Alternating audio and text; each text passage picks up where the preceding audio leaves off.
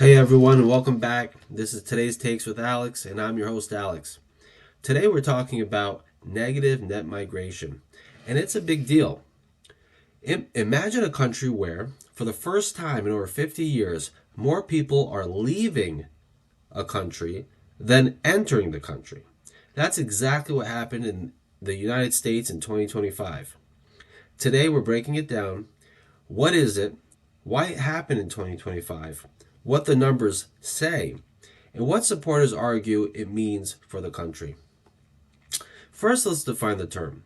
Net migration, or more precisely, net international migration, is the difference between people moving into a country, known as immigration with an I, and people moving out of a country, known as immigration with an E.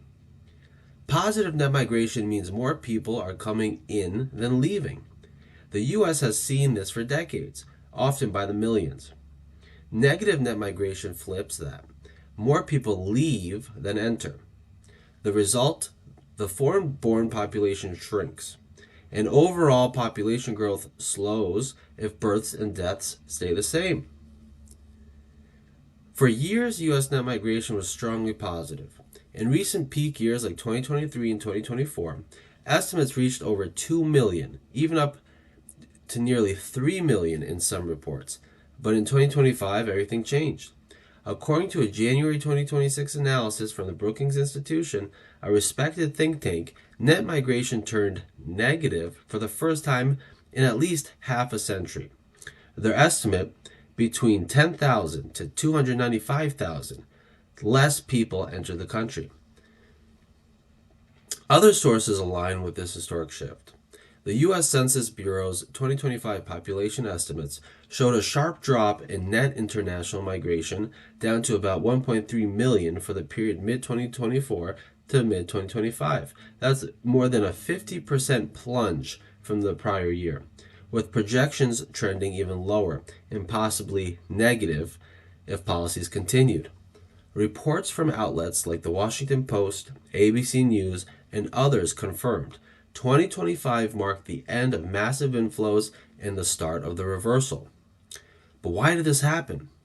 The main drivers were major policy changes under the second Trump administration starting in 2025. Near complete closure of the southern border, stricter visa rules, ending many humanitarian programs, and increased enforcement leading to more removals and voluntary departures. The drop came mostly from far fewer people successfully entering the country, not just from deportation, which were significant but not the biggest factor. Combined, these changes reversed decades of high immigration levels. Supporters of this shift call it a game changer. They argue negative net migration means restored control over borders and immigration policy. It puts American workers first by reducing competition for jobs, especially in lower wage sectors. For them, it's about sovereignty, finally ending what they see as unchecked inflows and prioritizing American citizens. Some even frame it as a return to normal after years of record highs. Of course, not everyone agrees. Economists point to potential downsides like slower labor force growth, reduced consumer spending, and impacts on GDP. But that's a topic for another video. The key takeaway, in 2025, the U.S. crossed a rare threshold, negative net migration after more than 50 years of the opposite. Whether you see it as a win for control and for workers, or a challenge for growth, it's a historic moment worth understanding. So what do you think?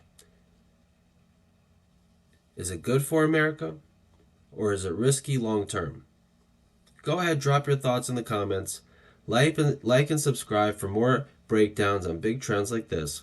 Thanks for watching, and see you next time.